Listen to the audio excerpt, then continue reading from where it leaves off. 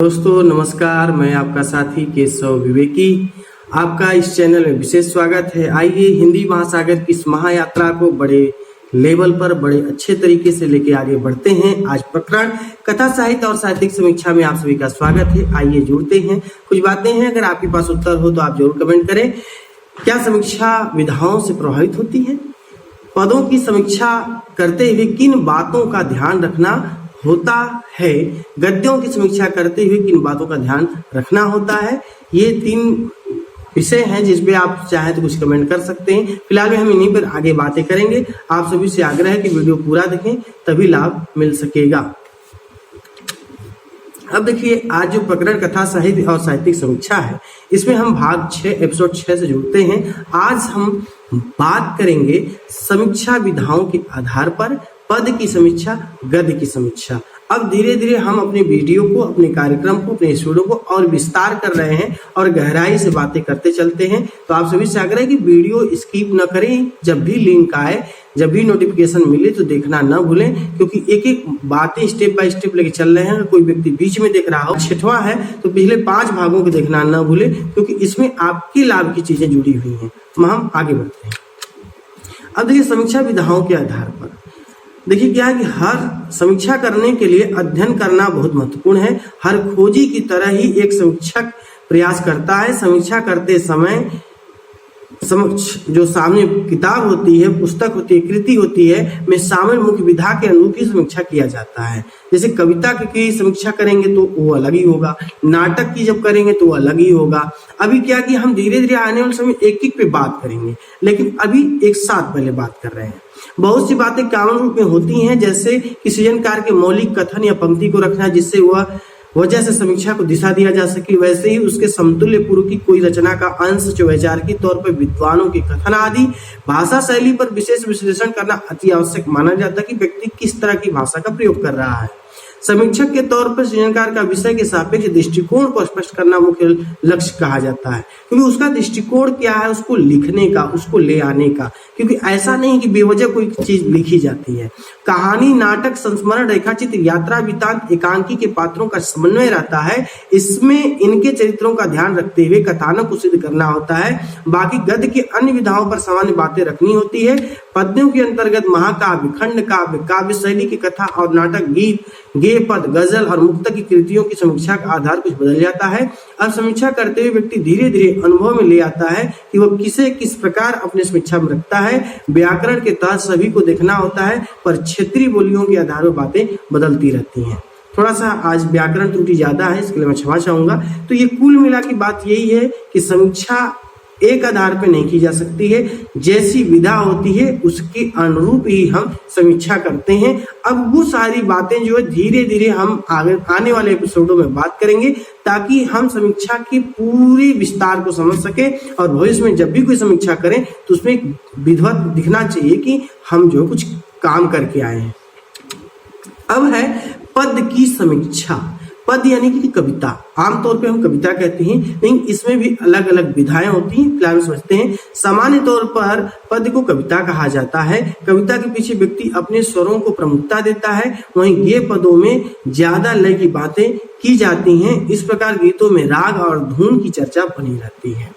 सब कुछ प्रस्तुत के मंच पर लाया जाए तो वहां व्यक्ति के गले की आवाज को सराहा जाता है, क्योंकि इस क्षेत्र में गले का महत्व अत्यधिक है। जब भी आप गीत, गजल, गेय पद कुछ भी गाते हैं तो आपकी आवाज जो कंठ है इसका महत्व ज्यादा है, क्योंकि हर व्यक्ति का आवाज एक जैसा नहीं है। तो जिसके अंदर जितनी मधुरता होती है उसके श्रोता उतने अधिक होते हैं। अब प्रस्तुति के समय समीक्षा ज्यादा नहीं होती, जबकि पुस्तकीय रूप में समीक्षा हो जाती है।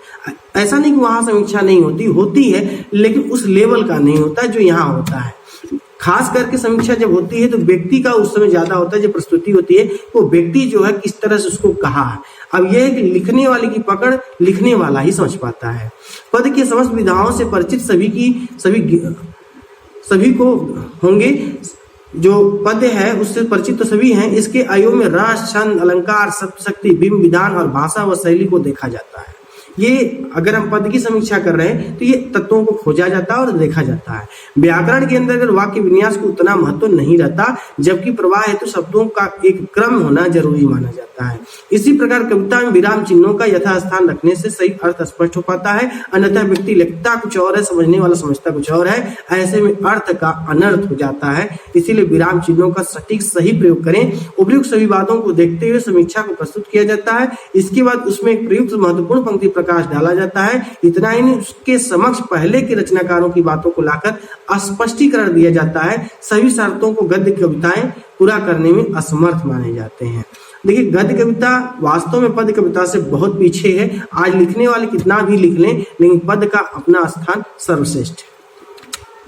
अब है गद्य की समीक्षा। देखिए, गद्य कविता की नहीं, गद्य की समीक्षा।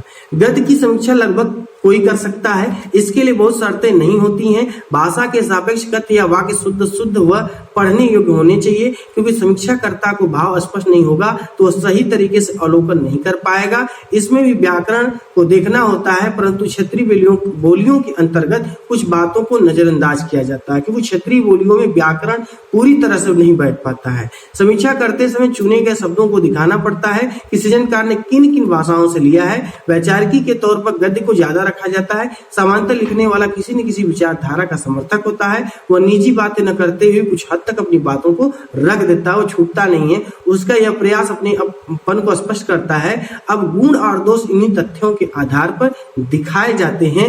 कथानकों को जहां शामिल किया गया होता है, वहां उनके उद्देश्य पूरे होने पर ही लेखक सफल माना जाता है। जैसे कहानी, नाटक, संस्मरण और तमाम जहां पात्र आते हैं, वहां के लिए बहुत कुछ बदल जाता है। बाकी अन्य विधाओं में भाषा शैली और शब्दों का चयन उपयुक्त होता है।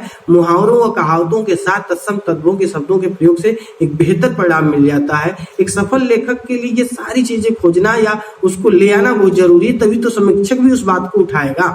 इन सारी चीजों को खोज कर एक अच्छा समीक्षक ही कर पाता है। पूरी कहानी को दिखाना समीक्षा में जरूरी नहीं, जितना कि उसके संपूर्ण प्रयासों को स्पष्ट करना होता है। कहीं न कहीं इन सारे प्रयासों द्वारा समीक्षा के दौरान ये व्यक्ति जो है अवलोकन कर पाता है कि लिखने वाले ने, सृजन करने वाला व्यक्ति कितना मेहनत किया है और कितने सटीक उस विषय को या उस शीर्षक को पूरा कर पाया है। तो आज बस इतना ही। आज हम जो है बात किए समीक्षा विधाओं के आधार पर पद की समीक्षा, गद्य की समीक्षा। कथा साहित्य से संबंधित अपने प्रश्नों को भेजें, उसका उत्तर अगले भाग में दिया जाएगा। इस भाग में आपको क्या नया मिला कमेंट करके बताएं, वीडियो को लाइक करें और मित्रों को भेजें। नई बातों से जुड़े रहने के लिए चैनल को सब्सक्राइब करें। मिलते हैं अगले भाग में, तब तक के लिए नमस्कार, बहुत बहुत धन्यवाद।